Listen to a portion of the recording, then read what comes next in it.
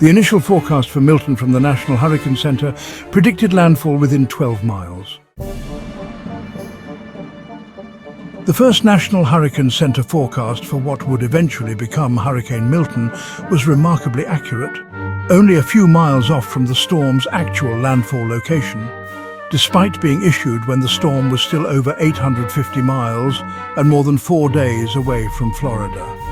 The first forecast, issued on Saturday, called for the storm to become a hurricane and make landfall on Wednesday near Bradenton, just south of Tampa. Milton made landfall just 12 miles from that location in Sarasota. The average error in NHC forecast 5 days out is more than 150 miles, so Milton's forecast was far better than average. The forecast was not without its difficulties. Wobbles and shifts pushed the forecast's expected landfall location north and south of Tampa Bay as the storm moved across the Gulf of Mexico. These shifts had huge implications for the projected impacts for storm surge in the heavily populated region around Tampa Bay, forcing evacuations to be issued for millions of people along hundreds of miles of Florida's western coastline. Milton's intensity also proved a challenge for forecasters. The initial forecast called for a 110 mph landfall, which was close to the eventual 120 millimeters intensity of Milton when it roared ashore in Siesta Key. But the extreme rapid intensification was not in the initial forecast.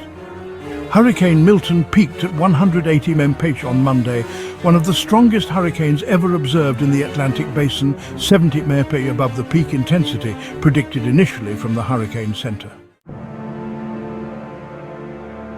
At least 135 people have been rescued from the Great American Assisted Living Facility in Tampa, where first responders on Thursday morning found residents in water up to their waists, according to the Hillsborough County Sheriff's Office. A CNN team on the ground saw people in wheelchairs and walkers being loaded onto a Hillsborough County school bus as deputies and fire officials worked to get them to safety. One resident told CNN the water reached his knees. Authorities responded after receiving a call about residents trapped inside the facility around 5 a.m., the Sheriff's Office release said. In situations like this, every second counts. I'm incredibly proud of our deputies who acted quickly and with compassion to ensure the safety of some of our community's most vulnerable residents, Hillsborough County Sheriff Chad Chronister said in the release. We're committed to doing whatever it takes to protect those in need, following the destruction we are seeing from Hurricane Milton.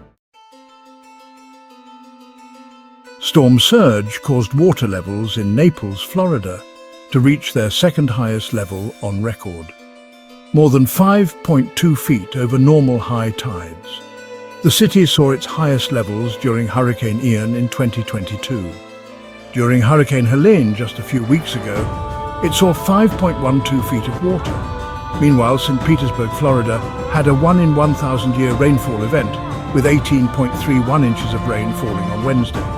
It was the city's rainiest day on record, and it actually nearly tripled its previous rainiest day, which was September 1st, 2001. Rainfall also resulted in more than 3 million people in the Tampa area to be under a flash flood emergency.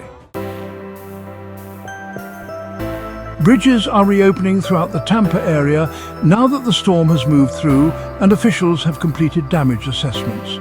The Florida Highway Patrol announced Thursday morning that the following bridges have been inspected, cleared, and are open and ready for traffic as of 10 a.m. Eastern Time: the Skyway Bridge, the Howard Franklin Bridge, and the Gandy Bridge. The Courtney Campbell Causeway remains closed until further guidance. Milton is the first hurricane to pass within 50 miles of Tampa in over 100 years, in a particularly rough storm season for the state. Milton reached 180 miles per hour, making it the strongest hurricane ever so late in the season in the Gulf of Mexico.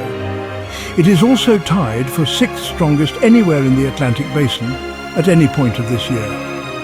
Hurricane Milton is also the 3rd major storm to hit Florida this year, tied for the most on record, which most recently happened in 2005. Hurricanes that have passed over the state include Debbie, Helene and now Milton.